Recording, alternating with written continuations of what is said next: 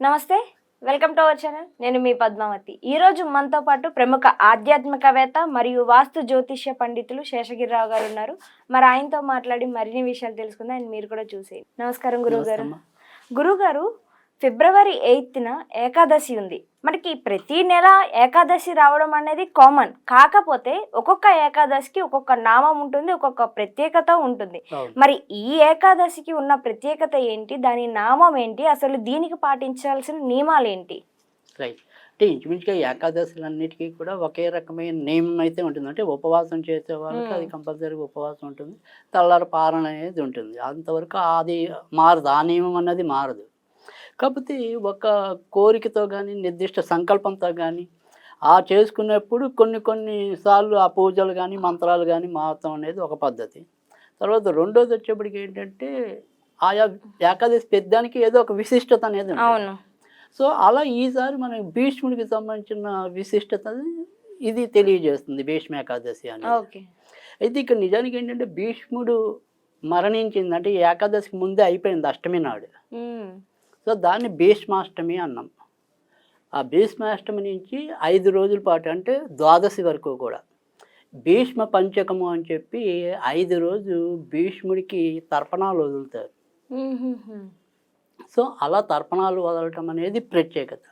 అయితే అష్టమి నాడు పోవటం అనేది భీష్ముడు అయినప్పటికీ కూడా శ్రీకృష్ణుడు ఆయనకి వరమిస్తాడు అనమాట. ఈ ఏకాదశిలో నీకు కూడా స్థానం కల్పిస్తున్నాను కనుక ఈ ఏకాదశి నువ్వు ఏదైతే శరీరం వదిలిపెట్టావో ఆ వదిలిపెట్టిన తర్వాత 3వ రోజు ఇంచుమించుగా ఈ ఏకాదశి నీ ఏకాదశిగా పిలువబడుతుంది అని చెప్పి. మామూలుగా అయితే దీన్ని జయ ఏకాదశి అని కూడా అంటారు, భీష్మ ఏకాదశి అని కూడా అంటారు. ఎందుకంటే శ్రీకృష్ణుడు ఆయనకి వరం ఇచ్చాడు కాబట్టి. అయితే ఇక్కడ మనం తెలుసుకోవాల్సింది ఏంటంటే కనుక భీష్ముడు యొక్క చరిత్ర ఉదంతం ఏదైతే ఉంటుందో ఆయన అకుంఠిత దీక్షాపరుడు. కానీ ఆయన అన్నీ పుట్టినప్పటి నుంచి అన్ని కష్టాలే. మొదట్లోనే తల్లి వదిలేసిపోతుంది, తల్లి గంగాదేవి.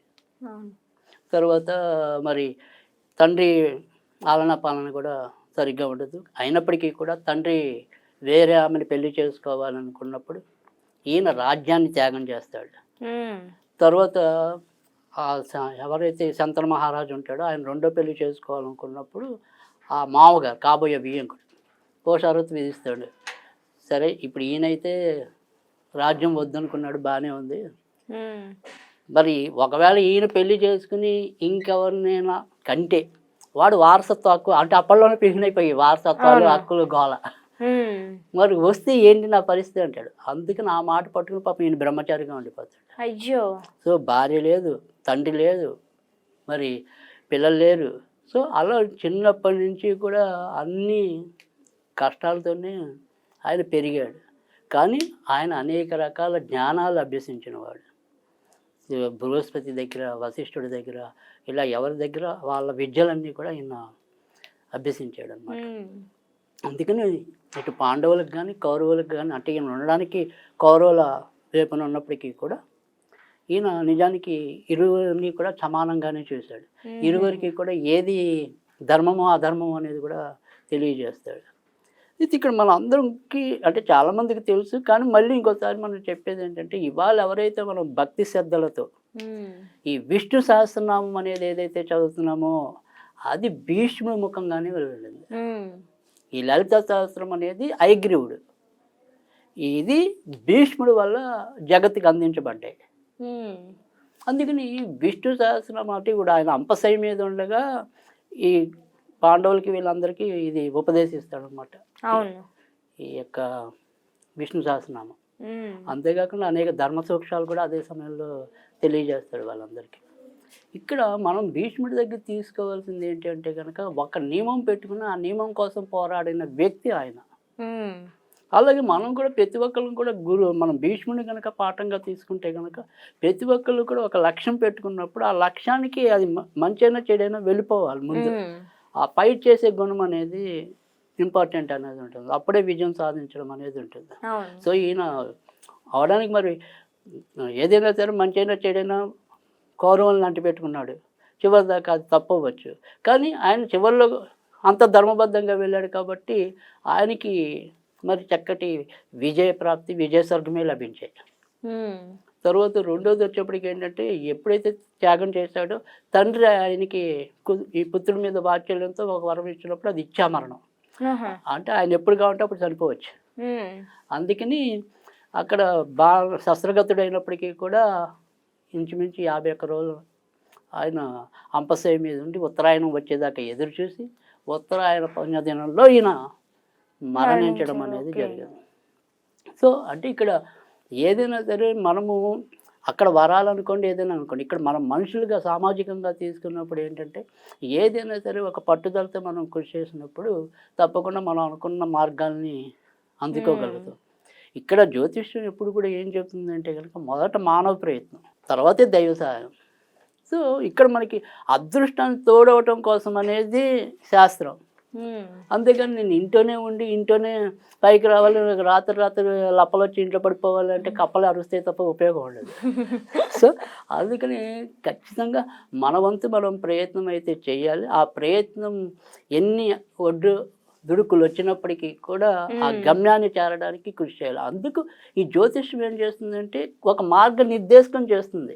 ఇది వెళ్ళు, ఈ బాటలు వెళ్తే నువ్వు విజయం పొందుతావు, సరే దానికి సహాయంగా ఇది తీసుకోవాలి. సో ఇక్కడ మనకి యుద్ధంలో కేవలం చేతులతోనే ఉండదుగా, రకరకాల ఆయుధాలతో మనం యుద్ధాలు చేస్తాం. అవును, అలా మన ఆయుధంలో ఒక భాగం అనుకోండి జ్యోతిష్యం, అంతవరకే. ఓకే. సో జ్యోతిష్యమే జీవితం కాదు, జ్యోతిష్యమే పూర్తిగా ఆయుధం కాదు. సో మన బుర్ర కూడా మనకి కొంతవరకు ఆయుధం అనేది. సో అలాంటి సత్యాలు తెలపడానికే మనకి భీష్మాచార్యుడు ఉన్నాడు. సో అందుకని ఇవాళ మనము భీష్ముడికి తర్పణాలు వదలటం అనేది ఏంటంటే ప్రతి ఒక్కళ్ళు కూడా చెయ్యాలట. నిజానికి శ్రీకృష్ణుడు అప్పుడు చెప్తాడు, భీష్ముడికి గనక తర్పణాలు వదిలిన వాళ్ళకి కూడా వారి యొక్క పెద్దలకి సద్గతులు లభిస్తాయని చెప్పి. అలాగే కేవలం ఇది పితృదేవతలు అంటే బ్రహ్మచారిన, ఈ బ్రహ్మచారికి తర్పణాలు వదలటం అనేది అసలు ఉండదు మామూలుగా అయితే. కేవలం బ్రహ్మచారికి తర్పణాలు వదలటం అనేది భీష్మాచార్యుడికి మాత్రమే దక్కింది ఆ గౌరవం అనేది. మరి భీష్ముడి ఫోటో కూడా ఇంట్లో పెట్టుకోకూడదు అని అంటారు, మరి పెట్టుకోవచ్చు అంటారండి అసలు? అంటే భీష్ముడి ఫోటో పెట్టుకుని పూజించాల్సినంత అవసరం అయితే ఉండదు. ఎందుకని అంటే కనుక సాధారణంగా భీష్మాచార్యుడు అనేది సాధారణంగా ఒకడే ఉన్న ఫోటో అనేది ఎప్పుడు దొరకదు. తర్వాత రెండోది యుద్ధంలో ఉన్న ఫోటోలు దొరుకుతాయి కాబట్టి యుద్ధం అనేది ఎప్పుడు కూడా మంచిది కాదు. మనం సీనరీస్లో అయినా సరే ఏమంటాం క్రూర జంతువులు ఇలాంటివి పెట్టుకోకూడదు. అంటే మనకి అంత నచ్చినా కానీ కొంతమంది అంటున్నారు, కాదండి మీరు అన్నదానికి ఇక్కడ నాకు ఇంకో డౌట్ ఉంది. కానీ కొంతమంది గురువులు అంటున్నారు రథం మీద తెల్లటి అశ్వాలతో ఉంటారు కదా, కృష్ణుడు ఉన్న ఫోటో ఉన్నప్పుడు పర్వాలేదు ఏం కాదు, కానీ తూర్పు ముఖంగా ఉండే వైపు పెట్టుకుంటేనే కలిసి వస్తుంది అని అంటున్నారు. మరి ఇలా పెట్టుకోవచ్చు అంటారా? అంటే నేను అనేది అది ఎప్పుడు సరే అది యుద్ధానితో ముడిపడి ఉన్నదైతే మంచిది కాదు. అంటే అక్కడ మీకు ఏంటంటే చేతులు జోడించి భీష్మాచార్యుడు శ్రీకృష్ణుడి దగ్గర ఉంటాడు. అవి అక్కడ పక్కన తెల్ల అశ్వాలు ఉన్నాయి, ఇంకో అశ్వాలు ఉన్నాయి, అది తర్వాత విషయం. అంటే తెలుపు అశ్వం అనేది మనం విడిగా అయినా సరే సీనరీస్లో అంటే ఇందాక మీకు చెప్పాను కురోజంతులు కాకుండా తెల్లాసం అంటే నేను కూడా కొన్ని రెమెడీస్లో చెప్తాం. అంటే ఉత్తి తెల్లాసం అనేది కూడా దాన్ని మనం ఇంగ్లీష్లో యూనికార్న్ అంటారు. సో అది అలాంటి అశ్వం అంటే జాతి అశ్వాలని తర్వాత పాత దేవాశ్వాలని ఇలా అంటారు ఆ వైట్ కలర్లో ఉండే. సో అలాంటివి అందరికీ మనం ఏమంటే ఒకే రకమైన రెమెడీ ఇవ్వలేము. బట్ ఈ గుర్రాలు మ్యాచ్ అయ్యే వాళ్ళు కొంతమంది ఉంటారు. ఓకే. సో అలా మ్యాచ్ అయిన వాళ్ళు వాళ్ళ ఇంట్లో పెట్టుకుంటే తప్పకుండా సంపదలు వృద్ధి చెందుతాయి, ఖర్చులు తగ్గుతాయి. అది అందుకని ఇక్కడ భీష్మాచార్య ఫోటో అనేది సాధారణంగా యుద్ధంలో ఉన్నది ఉంటుంది. అలా యుద్ధంలో కాకుండా మామూలుగా ఉన్న ఫోటోలు అయితే తప్పకుండా పెట్టుకోవచ్చు. మరి గురువు గారు, మరి మనం ఎప్పుడు చెప్పుకున్నట్టుగానే ఏకాదశికి సంబంధించి ఏదైనా ఒక చక్కటి స్విచ్ వర్డ్ కూడా ఇస్తే అందరికీ బాగుంటుంది. అదే అంటే ఇక్కడ స్విచ్ వర్డ్ అనేది ఒకటి. రెండోది ఏంటంటే ఇదే ఇందాక మనం చెప్పుకున్నాం కదా, భీష్మాచార్యుడికి అవసరం ఉంటే తర్పణాలు వదలటం అనేది. సో ఈ తర్పణాలు వదిలేనప్పుడు మనం 3 సార్లు భీష్ముడి యొక్క నామాన్ని లేదా 11 సార్లు నామాన్ని పఠించి ఓం భీష్మాయ నమః ఓం భీష్మాయ నమః అని తర్పణాలు అనేది ఒకటి. లేదు మనం భీష్ముడు అంటే ఇందాక చెప్పుకున్న ఏదైనా సరే ఒక కాంపిటేటివ్ స్పిరిట్ అనేది, అంటే నేను గెలవాలి, నేను పట్టుదలగా ఉండాలి అనేది ఏదైతే మనిషి కోరుకుంటాడో, ముఖ్యంగా ఈ కాంపిటేటివ్ ఎగ్జామ్స్ ప్రిపేర్ అయ్యే వాళ్ళకి మనం చెప్పేది ఇప్పుడు బాగా ఉపయోగపడుతుంది. అదేంటి అంటే కనుక ఓం భీష్మాయ బలవర్ధనాయ నమః. ఓం భీష్మాయ బలవర్ధనాయ నమ. అన్ని రకాల బలాలు కూడా వృద్ధి చెందటం అనేది అన్నమాట. సో ఆ రకంగా ఇది మామూలుగా అన్ని రకాల వాళ్ళు కూడా పఠించవచ్చు. అలా కాకుండా స్విచ్ వర్డ్గా అయితే కనుక సామ్రాట్, సామ్రాట్ ఇది స్విచ్ వర్డ్. సో ఏకాదశి నాడు మనం ఏదైనా సరే కనీసం 108 సార్లు భీష్మ ఏకాదశి, భీష్ముడికి గౌరవంగా మనం ఓం భీష్మాయ బలవర్ధనాయ నమ అనేది ఒకటి, తర్పణాలు వదలటం అనేది ఒకటి ముఖ్యంగా ఈ భీష్మ ఏకాదశి నాడు మనం నిర్వహించే విధానం.